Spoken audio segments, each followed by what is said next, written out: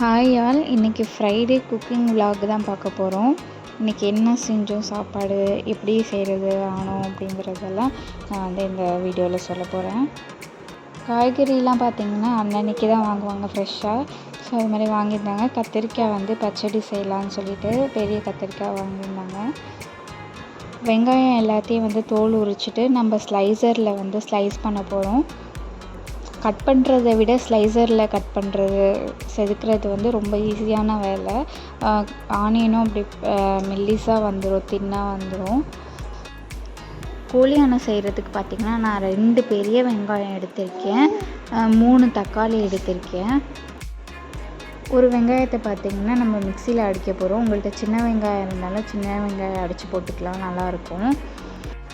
இது என்னடா ஐஸ்கிரீம் மாதிரி இருக்குதுன்னு நினைக்காதீங்க, இதுதான் தயிர்.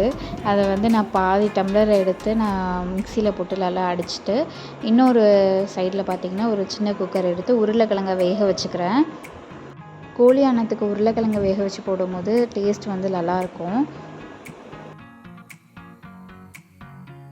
இப்போ ஆனை செய்ய ஸ்டார்ட் பண்ணலாம். இங்கே மாமியார் வீட்டு சைடு பார்த்திங்கன்னா அதிகமாக கல்லெண்ணெய் நல்லெண்ணெய் தான் யூஸ் பண்ணுவாங்க. ஸோ சன்ஃப்ளவர் ஆயிலுங்கும்போது பிரியாணிக்கு மட்டும் வந்து யூஸ் பண்ணிப்பாங்க.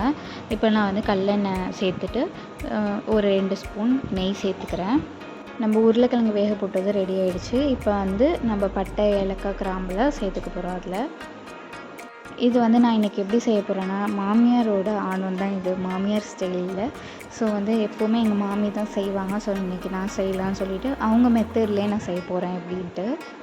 ஸோ நம்ம கட் பண்ண வெங்காயத்தை சேர்த்து நல்லா வதங்குற வரைக்கும் நம்ம வந்து வதக்கிக்கணும். பொறுமையாக வதக்கணும். ஹை ஃப்ளேமில் வச்சு வதக்கக்கூடாது, மீடியம் ஃப்ளேமில் வச்சு வதக்கணும்.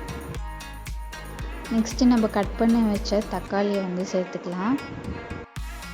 தக்காளி பார்த்திங்கன்னா நல்லா வேகணும். அதுவுமே வந்து மீடியம் ஃப்ளேமில் வச்சு வேக வைக்கும் போது டேஸ்ட் வந்து நல்லா வரும். அது ஒரு பக்கம் பொறுமையாக வேகட்டும். இப்போ எப்படி பண்ணலான்னு பார்க்கலாம். குக்கரில் வந்து தயிர், கோழி, கொஞ்சம் தண்ணி, அரைச்சி வச்சோம்ல வெங்காயம், சின்ன வெங்காயம் கூட சேர்த்துக்கோங்க. அதை போட்டுட்டு இப்போ வந்து கொஞ்சம் மல்லித்தூள் சேர்த்துக்கிறேன். நான் ஒரு 1.5 சம்சா நான் மல்லித்தூள் சேர்த்துட்டு 1 ஸ்பூன் இஞ்சி பூண்டு விழுது ஆட் பண்ணிக்கிறேன். அப்புறம் மஞ்சத்தூள் கொஞ்சமாக சேர்த்து, சீரகத்தூள் வந்து 1 ஸ்பூன் போட்டுட்டு உப்பு போட்டு மிளகுத்தூள் ஆட் பண்ணிக்கோங்க. மிளகுத்தூள் வந்து 1/4 ஸ்பூன் வந்து போட்டுருங்க. போட்டு வந்து குக்கரில் ஒரு விசில் விட்டு இறக்குறோம். இதை வந்து ஈஸியாக வந்து டக்குன்னு வேலை முடிகிறதுக்காக மாமி வந்து இந்த மாதிரி செய்வாங்க. குக்கரில் ஃபஸ்ட்டு வேக வச்சுட்டு அதுக்கப்புறம் தாளிக்கிறதுல வந்து போட்டு கொதிக்க வைப்பாங்க. ஸோ வந்து டிஃப்ரெண்ட் எதுவுமே தெரியாது, டேஸ்ட்டு சூப்பராகவே இருக்கும். பச்சை மிளகாய் பார்த்திங்கன்னா 4 சேர்த்துருக்கேன்.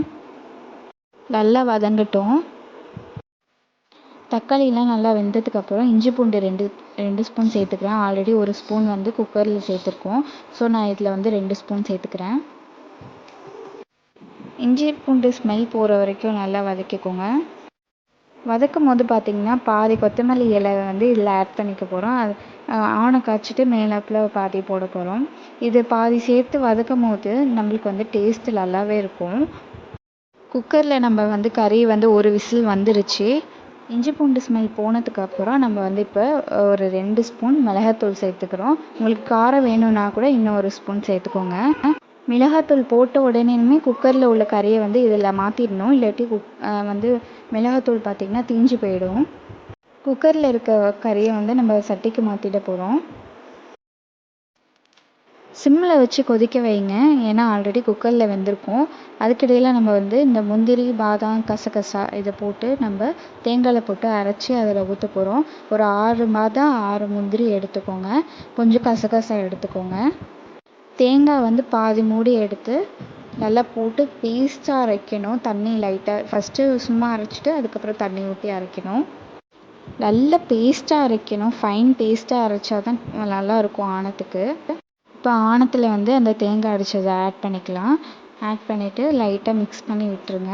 அவ்வளோதான், ஆணம் வந்து ரெடி ஆகிடுச்சு. செம்ம டேஸ்ட்டாக இருக்கும், ட்ரை பண்ணி பாருங்கள். ஆணம் முடிஞ்சிச்சு. இந்த சைடு பார்த்திங்கன்னா மாமி வந்து தால்ச்சோறு செஞ்சிட்ருந்தாங்க. தால்ச்சோறுனா கீ ரைஸ் இருக்குல்ல, அது செஞ்சிட்ருந்தாங்க.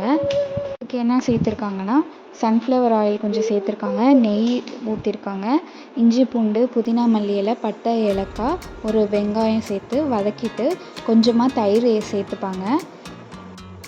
தயிர் சேர்த்து பண்ணும்போது டேஸ்ட் வந்து நல்லாயிருக்கும். இப்போ வந்து தண்ணி ஊற்றி கொஞ்சம் தண்ணி கொதிச்சதுக்கப்புறம் அரிசியை போட்டுருவாங்க.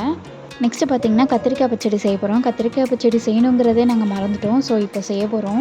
எப்படி செய்கிறதுன்னு பார்த்திங்கன்னா எண்ணெய் ஊற்றி பட்டை ஏலக்காய் கிராம்பு போட்டுட்டு வெங்காயம் தக்காளி பச்சை மிளகாய் போட்டு வதக்கிட்டு கத்திரிக்காயையும் சின்னதாக கட் பண்ணி எண்ணெயிலே போட்டு நல்லா வதக்கிடணும். மஞ்சத்தூள் சீரகத்தூள் கொஞ்சம் மிளகாத்தூள் சேர்த்துக்கலாம். ஆணத்துக்கு அரைச்சி வச்ச தேங்காய் இருந்துச்சுன்னா அதையும் கொஞ்சம் சேர்த்து குக்கரில் விசில் விட்டுருங்க. அவ்வளோதான். ஃப்ரைடேனால ரொம்ப ஹரிபரியில் போனனால செஞ்சு முடித்தது எதுவுமே வீடியோ எடுக்க முடியல. இதுதான் நம்ம vlog.